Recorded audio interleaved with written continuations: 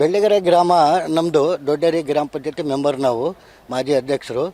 ಈಗ ಏನಿದೆ ಅಂದರೆ ಈಗ ಈ ಕಾಡಲ್ಲಿ ನಮಗೆ ಆನೆ ಬಂದುಬಿಟ್ಟು ನಮಗೆ ತುಂಬ ತೊಂದರೆ ಕೊಡ್ತಾ ಇದೆ, ಬೆಳೆ ಹಾನಿ ಮಾಡ್ತಾ ಇದೆ. ಆಮೇಲೆ ಈಗ ಬೆಳೆ ಹಾನಿ ಮಾಡ್ತಾ ಮಾಡ್ತಾ ಈಗ ಊರೊಳಗೂ ಬಂದುಬಿಡ್ತಾ ಇದೆ. ಸಣ್ಣ ಸಣ್ಣ ಮಕ್ಕಳು ಸ್ಕೂಲಿಗೆ ಶಿಶುವರೆಗೂ ಹೋಗೋದು ಕಷ್ಟ ಇದೆ. ಇವತ್ತು ನಮ್ಮ ಬಂಡಿಗುಡ್ಡ, ನಮ್ಮ ಬೆಳ್ಳಿಗೆರೆ ಪಕ್ಕದಲ್ಲಿ ಅದೊಂದು ಗ್ರಾಮ, ಅದು ಆ ಬಂಡಿಗುಡ್ಡಲ್ಲಿಗೆ ಸೆಕ್ಯೂರಿಟಿ ಗಾರ್ಡ್ ಇದ್ದ.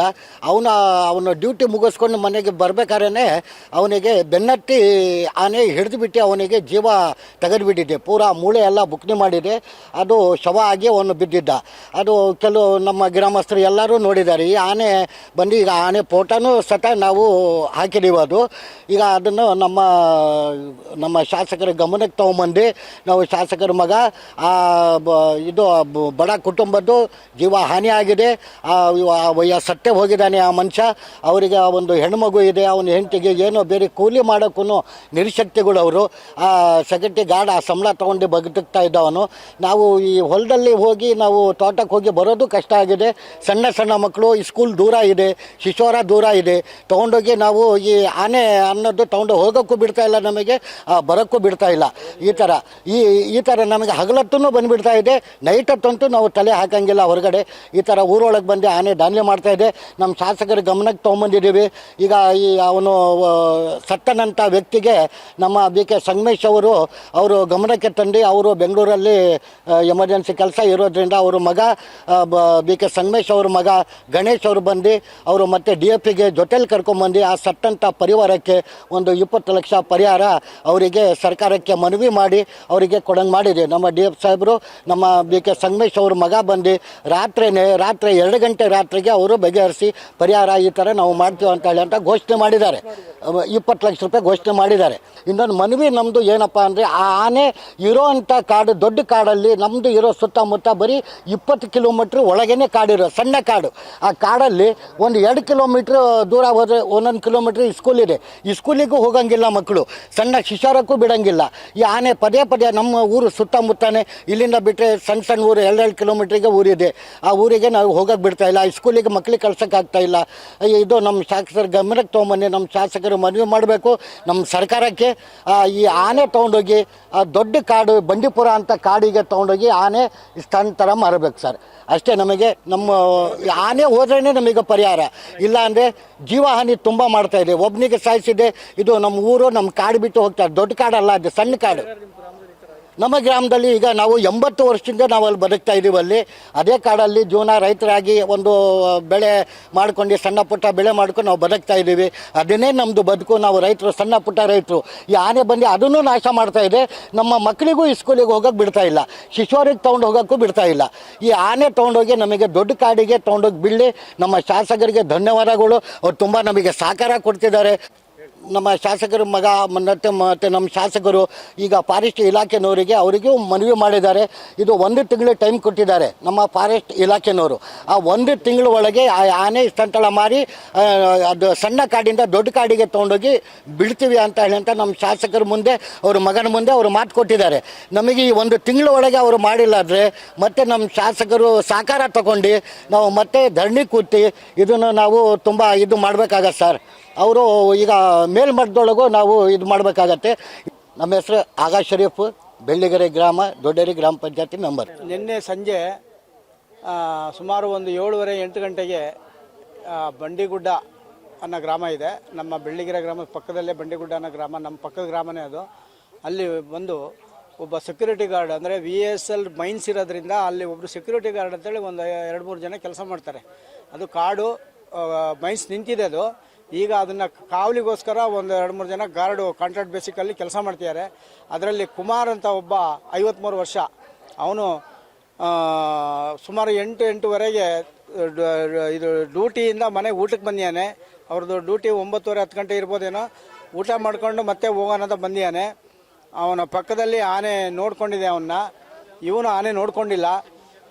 ಇದೇನು ಮಾಡಿದೆ, ಆನೆ ಬರ್ತಾ ಇರೋದು ನೋಡಿ ಇವನಿಗೆ ಸ್ವಲ್ಪ ಇದು ಮಾಡಿದ. ನಾನು ಹಿಂದೆ ತಿರುಗಿ ನೋಡಿದಾಗ ಆನೆ ಬರ್ತಾ ಇತ್ತು. ಆವಾಗ ಓಡೋಗಿದ್ದಾನೆ. ಸುಮಾರು ಒಂದು ಪರ್ಲಾಂಗಷ್ಟು ದೂರ ಓಡಿದ್ದಾನೆ. ನಮ್ಮ ಕೈಯಲ್ಲಿ ಎಷ್ಟಾಗುತ್ತೋ ಅಷ್ಟು ಓಡಿದ್ದಾನೆ. ಓಡಿದ ತಕ್ಷಣ ಅವನಿಗೆ ಓಡೋಕ್ಕಾಗಿಲ್ಲ. ಅದು ಹಿಂದ್ಗಡೆಯಿಂದ ಬಂದು ಅವನಿಗೆ ಅಟ್ಯಾಕ್ ಮಾಡಿ ಸೊಳ್ಳಿಂದ ಅವನು ಎತ್ತಿ ನೆಲಕ್ಕೆ ಹೊಡೆದು ಚೆನ್ನಾಗಿ ಉಜ್ಜಾಡಿ ಅಷ್ಟೊತ್ತಿಗೆ ಜನ ಆಮೇಲೆ ಅವ್ರ ಮನೆ ಹತ್ರನೇ ಹೋಗಿ ಜೋರಾಗಿ ಕೂಗ್ಬಿಟ್ಟಿದೆ ಆನೆ. ಅದು ಇದು ಆನೆ ಕೂಗಿದೆ ಮನೆ ಹತ್ರನೇ ಹೋಗಿ, ಅವ್ರ ಮನೆ ಹತ್ರನೇ ಹೋಗಿ ಕೂಗಿದೆ ಆನೆ.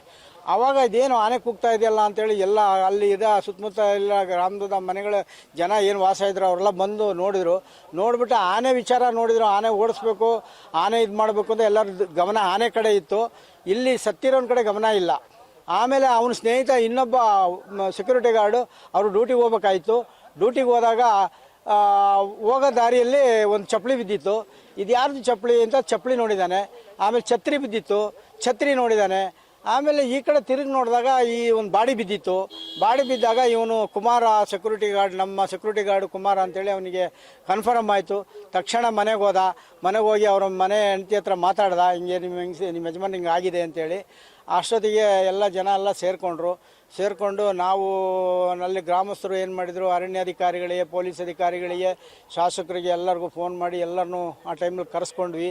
ಎಲ್ಲರೂ ಬಂದು ಅವರು ಆ BSL ಕಾಂಟ್ರಾಕ್ಟ್ ಬೇಸಿಕಲ್ಲಿ ಏನು ಕೆಲಸ ಮಾಡ್ತಾರೆ, ಅವನು ಹೋಮ್ ಗಾರ್ಡ್ ಸೆಕ್ಯೂರಿಟಿ ಅವರು ಮ್ಯಾನೇಜ್ಮೆಂಟ್ನವರೊಬ್ಬರು ಬಂದುಬಿಟ್ಟು ಆಯಿತು, ಇದು ಡ್ಯೂಟಿಯಲ್ಲಿ ಅವನು ಆಗಿರೋದ್ರಿಂದ ನಾವು ಮ್ಯಾಕ್ಸಿಮಮ್ ಅವನಿಗೆ ಏನು ಪರಿಹಾರ ಕೊಡಬೇಕೋ ಅದನ್ನು ನಾವು ವ್ಯವಸ್ಥೆ ಮಾಡ್ತೀವಿ ಅಂಥೇಳಿ ಒಪ್ಕೊಂಡ್ರು. ಆಮೇಲೆ DF ಮಾತಾಡಿ ಇದು ಆಗಾಗ ಅನಾಹುತ ಆಗಿಬಿಟ್ಟಿದೆ, ಸರ್ಕಾರದ ವತಿಯಿಂದ ನಾನು ಒಂದು 20 ಲಕ್ಷ ಪರಿಹಾರಕ್ಕೆ ನಾನು ವ್ಯವಸ್ಥೆ ಮಾಡಿಕೊಡ್ತೀನಿ ಅಂತ ಹೇಳಿದರು. ಶಾಸಕರ ಮಗ ಗಣೇಶ್ ಬಂದಿದ್ದರು, ಗಣೇಶು ಮಾತಾಡಿದರು. ಇದು ಸರ್ಕಾರದ ಮಟ್ಟಕ್ಕೆ ಹೋಗಿದೆ, ನಮ್ಮ ಶಾಸಕರು ಬೆಂಗಳೂರಲ್ಲಿದ್ದಾರೆ, ಅವ್ರ ಹತ್ರ ನಾವು ಮಾತಾಡಿದ್ದೀವಿ. ತಕ್ಷಣ ಇದಕ್ಕೊಂದು 20 ಲಕ್ಷ ಪರಿಹಾರ ಅಂದರೆ ಪೋಸ್ಟ್ ಮಾರ್ಟಮ್ ಆಗಿ ತಕ್ಷಣ ನಾಳೆನೇ 20 ಲಕ್ಷ ಚೆಕ್ಕನ್ನು ನಾವು ಅವ್ರ ಅಕೌಂಟಿಗೆ ಇದು ಮಾಡ್ತೀವಿ ಅಂತ ಹೇಳಿದ್ದಾರೆ ಶಾಸಕರು. ಅವರು DF ನಮ್ಮ ಗ್ರಾಮಸ್ಥರ ಮುಖಾಂತರ ಅವರು ಹೇಳಿದ್ದಾರೆ. ನಾವು ದುಡ್ಡನ್ನು ತಕ್ಷಣ FIR ಆಗಿ ನಮಗೆ FIR ಕಾಪಿ ಬಂದಿದ್ದ ತಕ್ಷಣ ಪೋಸ್ಟ್ ಮಾರ್ಟಮ್ ಆಗಿದ ತಕ್ಷಣ ಮಾರನೇ ದಿವಸನೇ ನಾವು ದುಡ್ಡನ್ನು ಆ ಎಮ್ಮನ ಅಕೌಂಟಿಗೆ ಟ್ರಾನ್ಸ್ಫರ್ ಮಾಡ್ತೀವಿ. ಇದು ನನ್ನ ಇದು ಅಂತೇಳಿ ಜವಾಬ್ದಾರಿ ಅಂತೇಳಿ ಅವರು ಒಪ್ಕೊಂಡಿದ್ದಾರೆ. ಶಾಸಕರು ಮಗನೂ ಒಪ್ಕೊಂಡಿದ್ದಾರೆ. ಇದನ್ನು ನಾವು ವ್ಯವಸ್ಥೆ ಮಾಡಿಕೊಡ್ತೀವಿ, ಇದು ಇವತ್ತಿನ ತಪ್ಪಿ ನಾಳೆ ಒಳಗೆ ನಾನು ವ್ಯವಸ್ಥೆ ಮಾಡಿಕೊಡ್ತೀನಿ ಅಂತ ಹೇಳಿದ್ದಾರೆ. ಆಮೇಲೆ ಅವರು ನಮಗೆ ಫಸ್ಟು ಆನೆ ಟ್ರಂಚು ಏನು ಎಲ್ಲೆಲ್ಲಿ ಗ್ಯಾಪ್ ಇಟ್ಟಿದ್ದಾರೆ, ಕೆಲವು ಕಡೆ ಗ್ಯಾಪ್ ಇಟ್ಟಿದ್ದಾರೆ. ಬಂಡೆ ಇರೋ ಜಾಗದಲ್ಲಿ ಅವ್ರು ಏನು ಮಾಡ್ತಾರೆ, ದುಡ್ಡುಗಳನ್ನ ಜಾಸ್ತಿ ಖರ್ಚು ಮಾಡ್ದಲೆ ಆ ದುಡ್ಡೆಲ್ಲ ಅವರು ಬೇರೆ ಏನಕ್ಕೋ ಯೂಸ್ ಮಾಡಿಕೊಂಡು ಟ್ರಂಚ್ ಲೆಕ್ಕದಲ್ಲಿ ಅವ್ರು ಇದು ಮಾಡಿಕೊಂಡು ಆಮೇಲೆ ಅದು ಬಂಡೆ ಬಂದಿಂದ ಬಿಟ್ಟಿದ್ದಾರೆ ಕೆಲವು ಕಡೆ ಎಲ್ಲ. ಆ ಬಂಡೆ ಓಪನ್ ಮಾಡಿ ಟ್ರಂಚ್ ಓಪನ್ ಮಾಡಬೇಕು. ಆಮೇಲೆ ನಮ್ಮ ಟ್ರಂಚ್ಗಳನ್ನ ಒಂದೇ ಸಮ ಕೂಡಿಸಿಲ್ಲ ಅವರು, ಸ್ವಲ್ಪ ಗ್ಯಾಪ್ ಇಟ್ಟಿದ್ದಾರೆ. ಈ ಗ್ಯಾಪ್ ಇಟ್ಟಿರೋ ಜಾಗದಿಂದನೇ ಆನೆ ಬರ್ತಾ ಇರೋದು. ಆನೆ ಬಂದು ಈಗ ನಮ್ಮದು ತೋಟ ಇದೆ, ತೋಟದ ಹತ್ರ ಬಂದು ಗೇಟು, ನಮ್ಮದು ಕಬ್ಬಿಣದ ಗೇಟ್ ಸರಿಯಾದ ಗೇಟೆಲ್ಲ ಮಾಡಿಸಾಕಿದ್ವಿ. ಅದನ್ನು ಈಗ ಒಂದು ವಾರದಿಂದ ಬಂದು ಗೇಟೆಲ್ಲ ಮುರಿದಾಕಿತ್ತು ಆನೆ. ಆಮೇಲೆ ಮತ್ತೆ ಇನ್ನು ಮಾರನೇ ದಿನ ಮತ್ತೆ ಬಂದು ತಂತಿ ಕಂಬ, ಬೇಲಿ ಕಂಬ ಎಲ್ಲ ಮುರಿದಾಕ್ತು. ಆವಾಗ ನಾವು ಗಾರ್ಡ್ ಇವರಿಗೆ ಫಾರೆಸ್ಟಿಗೆ ಖುದ್ದಾಗಿ ಕರೆದು ಹೇಳಿದ್ವಿ, ಆನೆ ಹಿಡಿಸ್ಬಿಟ್ಟು ಬೇರೆ ಕಡೆ ಶಿಫ್ಟ್ ಮಾಡಿರಿ ಅಂದಾಗ ಅವರು ಇಲ್ಲ, ಆನೆ ಹಿಡ್ಸೋಕ್ಕೆ ದುಬಾರಿ ಆಗುತ್ತೆ ನಮಗೆ, ಈಗ ಅದಕ್ಕೆ ತುಂಬ ಕೆಲಸ ಇದೆ, ಅಷ್ಟೆಲ್ಲ ನಾವು ಇದು ಮಾಡೋಕ್ಕಾಗಲ್ಲ, ನಾನು ಮೇಲ್ಪಟ್ಟ ಅಧಿಕಾರಿಗೆ ನಾನು ಹೇಳ್ತೀನಿ, ತಿಳಿಸ್ತೀನಿ ಅಂತ ಅವರು ಹೇಳಿದರು ಅಷ್ಟೇ. ಈಗ ಆ ಶಾಸಕರು ಹೇಳಿದ್ದಾರೆ ಅದು ಏನಾರ ಮಾಡಿ ಹಿಡಿಬೇಕು ಅಂತೇಳಿ. ಆಯಿತು ಸರ್, ನಾನು ಅದಕ್ಕೆ ಒಂದು ಟೀಮ್ ಇದೆ, ಚಿಕ್ಕಮಂಗ್ಳೂರು ಒಂದು ಟೀಮ್ ಇದೆ, ಆ ಟೀಮ್ ಕರೆಸೋ ವ್ಯವಸ್ಥೆ ಮಾಡ್ತೀನಿ, ಕರೆಸ್ಬಿಟ್ಟು ಅದನ್ನು ಸ್ವಲ್ಪ ಗಡಿ ದಾಟಿಸೋ ವ್ಯವಸ್ಥೆ ಮಾಡ್ಬೋದು ಅಂತ ಹೇಳಿದರು. ಆನೆ ಹಿಡ್ಸೋಕ್ಕೇನಿಲ್ಲ, ಗಡಿ ದಾಟಿಸ್ಬೇಕು ಅಂತ ಹೇಳಿದರು. ಗಡಿ ದಾಟಿಸಿದರೆ 2 ವರ್ಷದಿಂದ ಈ ಥರ ಮಾಡಿ ಆನೆ ಹೋಗಿತ್ತದು, ಮತ್ತೆ ರಿಪೀಟ್ ಆಗಿ ಮತ್ತೆ ಬಂದು ಈಗ ಅವಾಗೆಲ್ಲ ತೋಟ ಹಾಳು ಮಾಡಿದೆ, ಈಗ ಮನುಷ್ಯರನ್ನ ಸಾಯಿಸ್ತಾ ಇದೆ. ಅದು ಒಂದು ಸಾರಿ ಒಂದು ಮನುಷ್ಯನ ಸಾಯಿಸ್ತು ಅಂದರೆ ಮತ್ತು ಯಾವ ಮನುಷ್ಯನೂ ಕಣ್ಣಿಗೆ ಕಾಣಂಗಿಲ್ಲ. ಆನೆಗೆ ಪ್ರತಿದಿನ ಸಾವಾಗುತ್ತೆ. ಅಲ್ಲಿ ಆನೆ ಹಿಡಿಸ್ಬೇಕು, ಟ್ರಂಚ್ ಆಗಬೇಕು, ಮೇಯ್ನು ಟ್ರಂಚ್ ಆಗಬೇಕು. ಇದು ಎರಡಕ್ಕೆ ಹಂಗಾಗಿ ಸರ್ಕಾರ ಇದ್ರ ಬಗ್ಗೆ ಸೂಕ್ತ ಕ್ರಮ ತಗೊಂಡು ಸರ್ಕಾರ ಈ ಬಡ ಗ್ರಾಮಕ್ಕೆ ಕಣ್ಣಾಕಿ ಇಂಥ ಒಂದು ಅನಾಹುತಗಳನ್ನ ತಪ್ಪಿಸಿ ನಮ್ಮ ಗ್ರಾಮದ ಬಡ ಜನತೆಗೆ ಸಹಾಯ ಮಾಡಬೇಕು ಅಂತೇಳಿ ನಾನು ಸರ್ಕಾರಕ್ಕೆ ಮನವಿ ಮಾಡ್ಕೊತಾ ಇದ್ದೀನಿ.